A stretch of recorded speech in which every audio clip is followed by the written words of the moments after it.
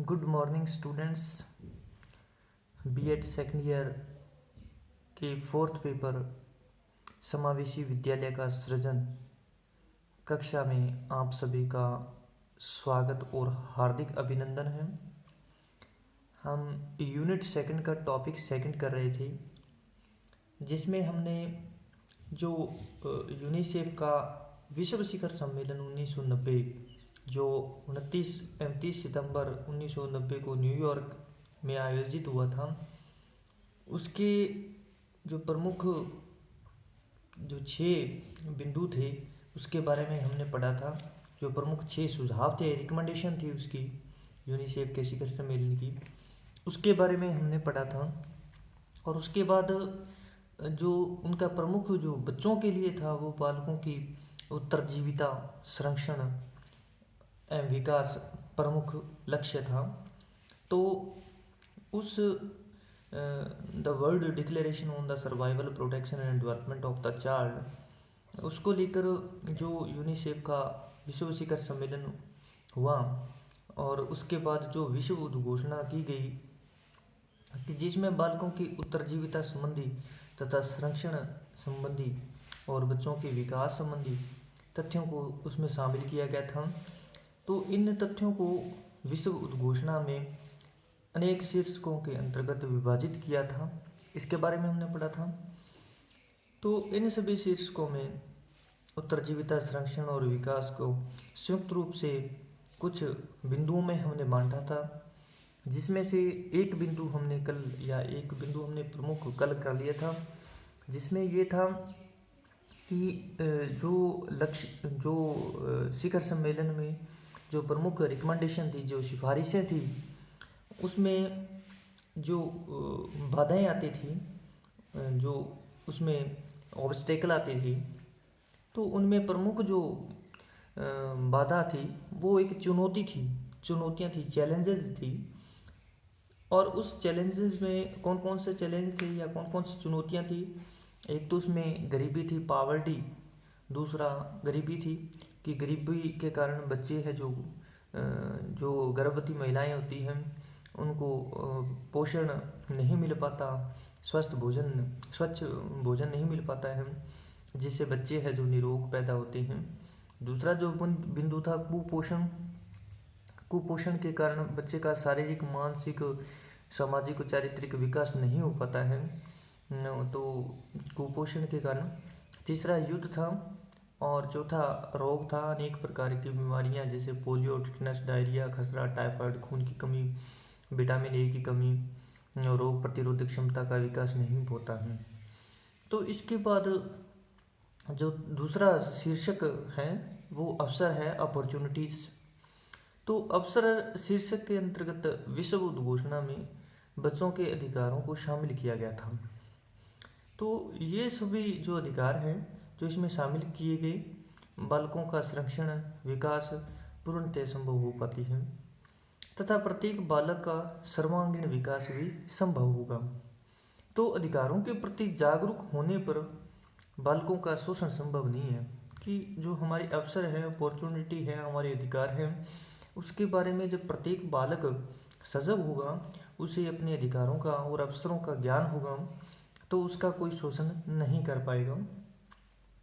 अवसरों के अंतर्गत उद्घोषणा एवं अधिकारों का वर्णन निम्नलिखित रूप से है।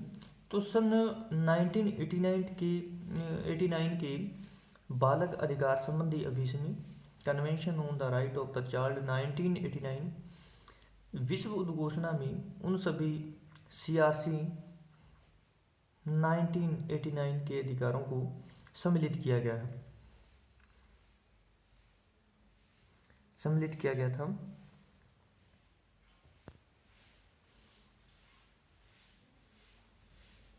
जो कि बालकों अभिसमय के रूप में प्रदान किए गए। इनका वर्णन निम्नलिखित रूप में किया जा सकता है कि सन जो 1979 के बाल अधिकार संबंधी अभिसमय था, convention on the right of the child 1989, उसमें जो विश्व उद्घोषणा में उन सभी CRC 1989 के अधिकारों को सम्मिलित किया गया, यानी कि उसके संबंधी जो कन्वेंशन थे जो बच्चों से संबंधित जो चिल्ड्रन राइट कन्वेंशन थे उसको शामिल किया गया। जो अब इसमें या जो सम्मेलन हुआ था उसमें कुछ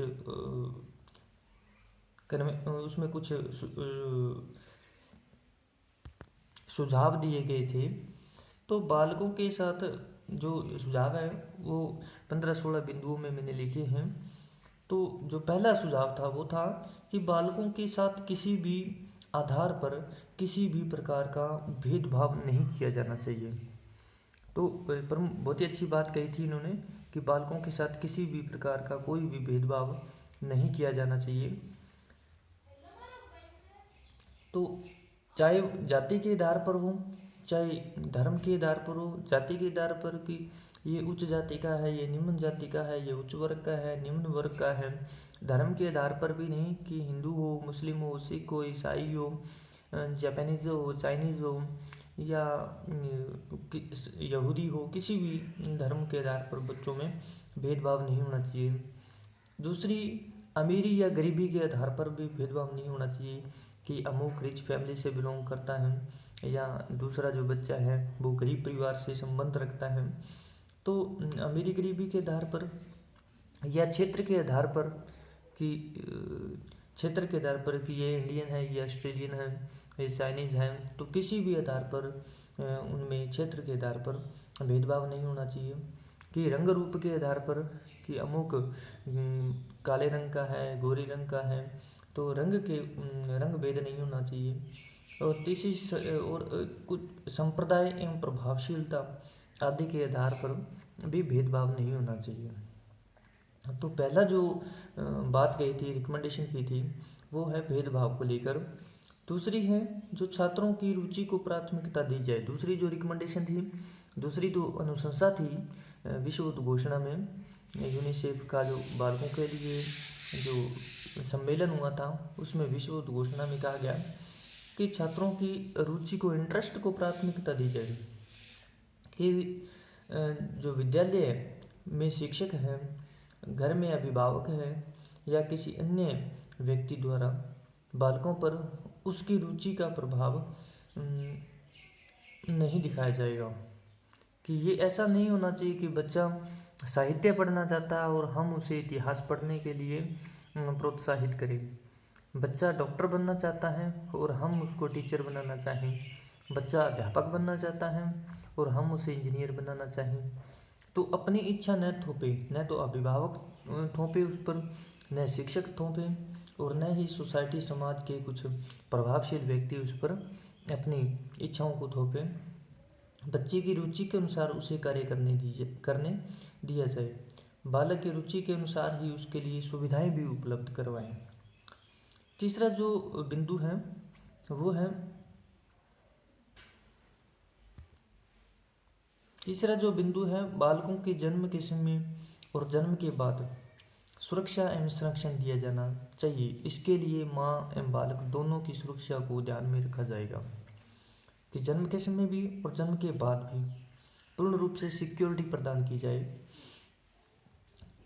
इसके लिए माँ और बच्चों दोनों की सुरक्षा को ध्यान में रखा जाए। क्योंकि इससे पहले मैंने आपको पहले भी बताया था कि जो ये शिखर सम्मेलन हुआ था तब उसके बाद भी कुछ साल और उससे पहले भी शिशु मृत्यु दर बहुत अधिक थी, मातृ मृत्यु दर बहुत अधिक थी, या यूँ कहें कि डिलीवरी के समय या प्रसव के समय बच्चे की मृत्यु हो जाती थी, न्यू बॉर्न चिल्ड्रन की। अनेक कारण थे जो हमने पढ़े थे, पावर्टी थी, कुपोषण था, रोग थे इनके कारण, और ज़्यादातर संक्रमण के कारण कभी कभार माता की मृत्यु हो जाती थी तो उसे मातृ मृत्यु कहते हैं। कभी बच्चे की, न्यू बॉर्न चिल्ड्रन, नए जन्मे बच्चे की मृत्यु हो जाती थी। तो अनेक कारण हैं, फिर किसी भी कारण के कारण बालकों में जन्म के समय या जन्म के बाद सुरक्षा की बात कही थी। तो इसके लिए माँ एवं बालक दोनों की सुरक्षा को ध्यान में रखा जाएगा क्योंकि दोनों ही इस स्थिति में एक दूसरे से संबंधित होते हैं। अर्थात उत्तरजीविता का अधिकार बालकों को दिया जाएगा, सर्वाइवल का राइट दिया जाएगा। चौथा बिंदु है जो विकास के सभी प्रकार के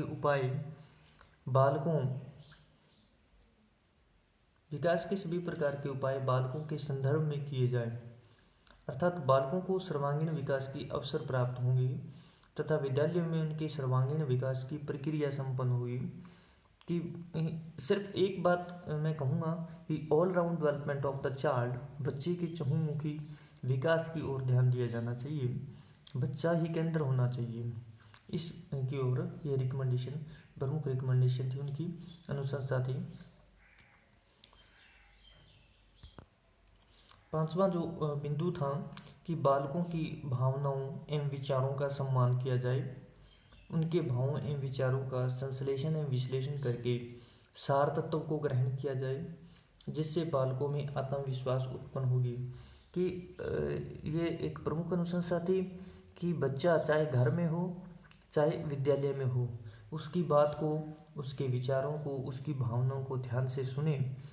स्कूल में या कक्षा में अध्यापक उसकी बात को सुने, कार्यालय में प्रिंसिपल या प्राचार्य या प्रधानाध्यापक उसकी बात को सुने, घर में अभिभावक उसकी बात को सुने, उसके विचारों का विश्लेषण और संश्लेषण करके उसके सार तत्वों को ग्रहण किया जाए, जिससे बालक में आत्मविश्वास उत्पन्न होगा। अगर बच्चे की आप बात को सुनेंगे हम और उसके बात पर विचार करेंगे और उस पर निर्णय लेंगे, तो निश्चित रूप से बच्चे में आत्मविश्वास, सेल्फ कॉन्फिडेंस की भावना का विकास होगा।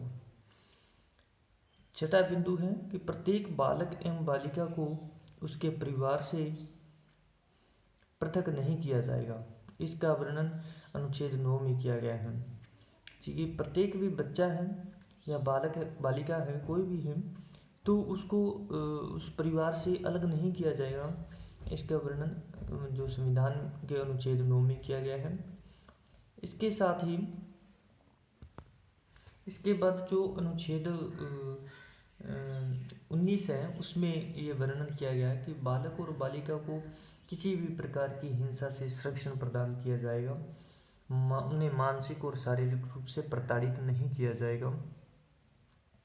और इसके बाद अनुच्छेद 22 के अंतर्गत जो भी बालक बाहर से आए हैं, कुछ दूसरी स्टेट से या किसी दूसरे देश से आए हैं या किसी कारणवश दूसरे देश में पहुंच गए हैं, तो उनको भी पूर्ण रूप से संरक्षण और विकास के अवसर सामान्य बालकों की भांति प्राप्त होंगे। और 9th जो बिंदु है, अनुच्छेद 20 के अनुसार किसी भी बालक के परिवार का वातावरण अपवंचित एवं अनुपयुक्त है, तो उस वातावरण से बालक की रक्षा की जाएगी। तो इस प्रकार से हमने देखा कि अवसर है जो सभी बालकों को समान रूप से मिले, इसके लिए जो विश्व उद्घोषणा की गई थी उसमें अवसरों की समानता या अपॉर्चुनिटी शीर्षक के अंतर्गत इन बातों का जिक्र किया गया। और ये सब जो उन्होंने एक कॉन्स्टिट्यूशन का निर्माण किया था, या हम यूँ कहें कि एक अलग संविधान का निर्माण किया था, जिसमें बालकों के लिए कुछ अनुच्छेद जोड़े थे, जिसमें हमने अभी जिक्र किया कि अनुच्छेद 9 है, अनुच्छेद 19 है, अनुच्छेद 22 है, अनुच्छेद 20 है। तो इस प्रकार से कुछ अनुच्छेद, कुछ बातें और हैं जिसका हम वर्णन अगली क्लास में करेंगे। आज के लिए इतना ही। Thank you very much. बहुत बहुत धन्यवाद।